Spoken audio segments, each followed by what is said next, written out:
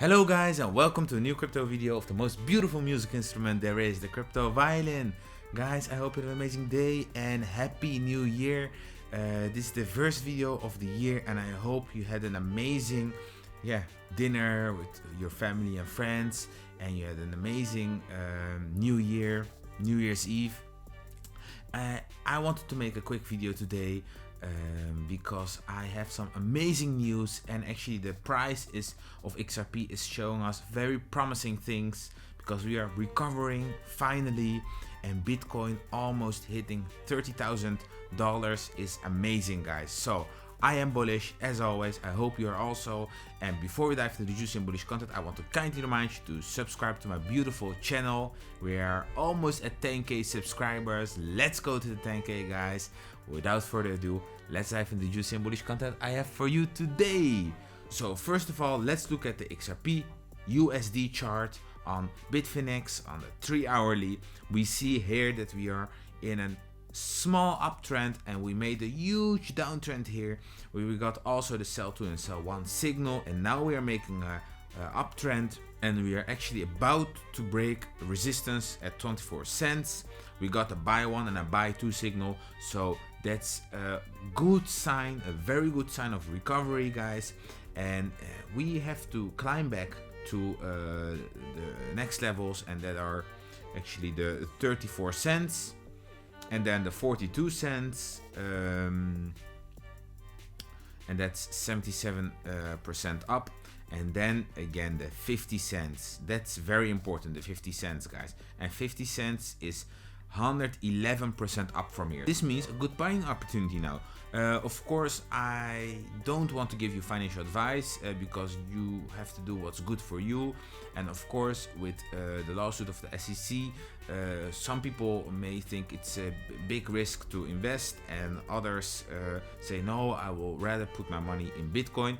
Well, guys, Bitcoin would need to hit $60,000 in order for it to give it the same profits as you would get if XRP would hit 50 cents. So think about that.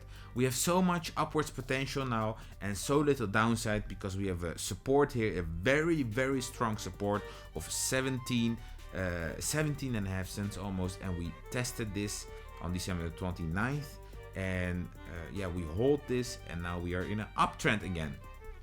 Of course, if things change, I will let you know, I will keep you updated, but I have some amazing content I want to share with you today. So I hope you're ready because I want to show you a video I saw of Goldstein's interview with David Schwartz. He actually came in the interview, and Goldstein was actually very surprised and happy, and this was after Ripple got sued by the SEC. So David Schwartz is actually the first person to come and talk live about what's happening, and actually he didn't inform us much about the lawsuit because of course it is still ongoing and he cannot tell us everything about it, but it is so nice for him to come and talk to us.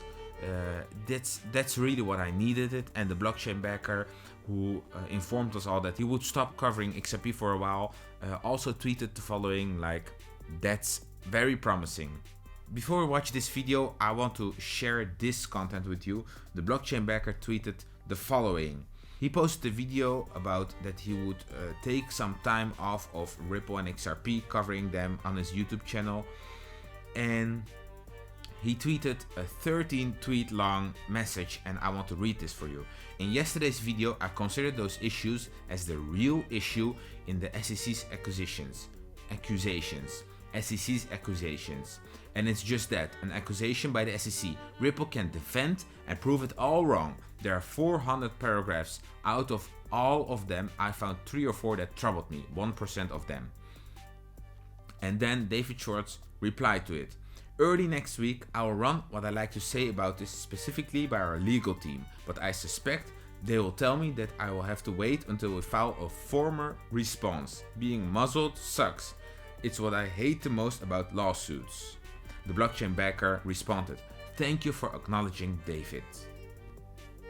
Okay, so this looks very promising, guys. And then David Schwartz made a surprise interview, and I want to share some parts of it with you guys. It's not that the laws are bad, it's that they're vague. And as I've said before, the United States seems to be one of the few countries where regulators will turn around and tell you that, like, oh, you should have realized that what you were doing was illegal, when all along what you've been asking is like to try to find what the parameters were, you know, and you've been transacting in full light of day and saying, hey, this is the law, this is why we think what we're doing is okay, but it's, you know, other people could take a different view. I probably should stop talking. I know my Again, these are infuriates me because this is a cause that's important, like regulatory clarity and the ability for people to know what's legal and what's not, and to be able to. It's just, you don't have to. Again, if I know that you can, and that's why I'm going to even stop you from talking at points, just because. First of all, I'm a huge fan, and like you'll be like, you're probably like, I'm a huge fan, and to me, it's, you know, it's just awesome that you popped onto the show. I'm shocked. I don't even know what to say. I don't even have anything prepared. Ross probably fainted. My producer, who's probably drinking whiskey, just opened up another bottle. So. Okay, look at his body language. He's very calm. He has nothing to hide, guys. And he's actually coming here without preparation, and he just wants to inform us. That's why he does this interview, guys. And it's very kind and heartwarming for him to do this. Let's go to the next part, because it's a half hour long and I have some short parts I want to show you. This is the next part. I'm telling you, I got hit with a garbage can. My biggest issue with DeFi is just that these technologies are fascinating, but people are throwing billions of dollars into projects like of notional value that are brand new and experimental technology. And I mean, we saw that with the DAO at first, and all of the attacks after that with the flash loans. And part of it also is, I think that, so I often will talk to people about bed bugs. Like, you probably have no idea what to do about bed bugs. I don't either. Like, they're not something that I've ever encountered in my life. But your grandparents knew how to deal with bed bugs because they were an issue in their life. And so they knew all of the techniques. And I think what's happening is a lot of people have sort of rebuilt the existing financial system without looking at it too closely. It's like, oh, that old stuff's all broken and everything. And what they're discovering is that certain things like consumer appeal rights, like, have an important role in like hack protection and custodians. And like, one of the things we discovered is we built a decentralized exchange, and we didn't think about like how conventional stock exchanges works. Like, what do they know? This is all new tech, right? It's all different. None of that stuff matters. And we started to discover that, like, actually some of those things like have reasons, like T+2 settlement. Like, there are reasons for delayed settlement, and if you don't understand the reasons for all of the things that are, they're not good. I mean, they're bad. But if you don't understand the problems that they solve, you just get those problems back. And I think that's kind of another thing, that like some of those things do have reasons. And like, if we're going to get mass adoption of cryptocurrency, it can't be that people are custodians of their own private keys. That's like, you know, what happens when you die? You know, I mean, like, that's really, is everybody supposed to set up their own scheme to like have the people who you know, they leave behind, like, take over their cryptocurrencies and like decode their private keys? And it's just there's a long road to mass adoption, and if we're all trying to eat each other and we're all trying to defend our tiny little spaces instead of working together, it's just going to be a lot harder. Wow, he's so right, guys. Okay, and that's actually a very interesting topic, guys. Okay, what happens when you die, guys? Where does your crypto go, and how does other people can access your crypto? So questions like what happens when you die, that's like shocking, because if you didn't share your private keys with anyone, they're gone, guys, okay? And Ripple is telling us that we are so early before mass adoption, and we have to stick together, guys, and that's very interesting. David Schwartz is a very smart guy. He's saying all those DeFi projects, people are throwing billions at it, and they're experimental projects, okay? And what Ripple is trying to solve with XRP, that's not experimental, that's a real world use case, and it solves real world problems. So that's the difference, guys. We are solving real world problems, and that's why I'm invested in XRP, guys, and that's why I'm so bullish. Let's watch another part. This is the last part of the interview. Wish you again the best of luck, because you're great at what you do, and I hope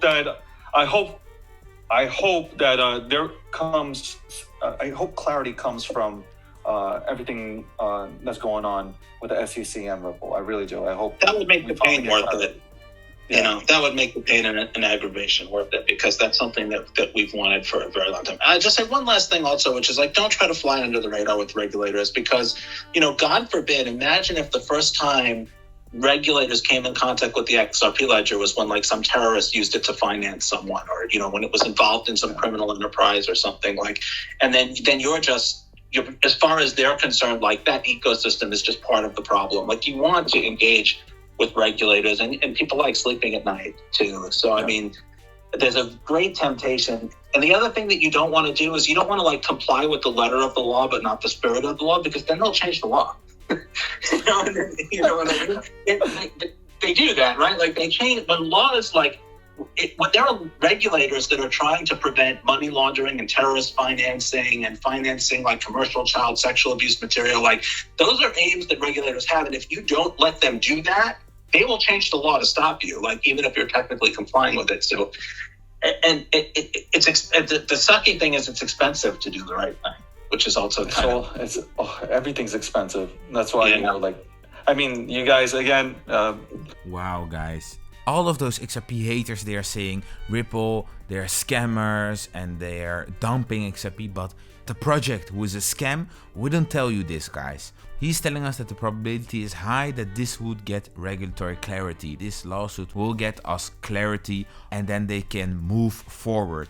That from the beginning, Ripple the company is sitting down with regulators, and that is very important, guys. Okay, from day one, Ripple was sitting down with regulators and talking and networking. So this is just something that has to be done in order for us to get regulatory clarity, and I am very bullish on this. And David Schwartz is telling us you don't want to comply with the letter of the law, but also with the spirit of the law, okay? So you really need to understand why this law has been made and really respect that. And that's what Ripple the company is doing. And that makes me bullish, guys. So they are not looking at gray areas of the law where it's not unclear and then just interpreting themselves. No, they're really trying with regulators to find the best road. And that's why I think XRP is the best bet. And guys, last but not least, I want to share some very important news with you. Because as you all know, we are here to make money. Okay? We are not here to be innovators and to change the world and to know, okay, this is also important, but we are here to make money. I don't know how it's about you, but this is very important for me. I want to make some money out of this. So it's of course very nice that we can make money while investing in the greatest digital asset ever created. But if XRP makes a huge nosedive, I will look at my robo advisor, guys, because here we got the sell to signal, then we got the buy to signal after a dip of even 61%, guys. Okay, so I am here to make money, but you can make more money looking at the charts and also trading a little bit with your bags. But remember, guys, you can only do this with certain knowledge. So I recommend you to get TradingView. That's very important. TradingView. And then also in my description, you can get the Engineering Robo beta version trial for 7 days free. And then you can open all those indicators they are telling us. For example, the Hell and Moon indicator. There are different indicators and you can open and close them, and they're all telling you what to do. Okay, this is of course short term. On the long term, I am very bullish on XRP, but of course when it gives buy one buy two signals, I buy some more, and when it says sell one sell two, I watch out, guys, and I recommend you to do the same. Okay, because we are here to make money. I hope you liked the content I provided. I hope you liked the video, guys, and I want to kindly remind you to subscribe to my beautiful channel, comment in the comment section if you have questions, and don't forget to like this video. I hope you have an amazing day and an amazing year, guys. This will be our year, guys. 2021 will be our year and the year of the biggest bull run in crypto history, guys. I am bullish. I hope you are also, and I hope to see you in the next juicy and bullish video. Bye.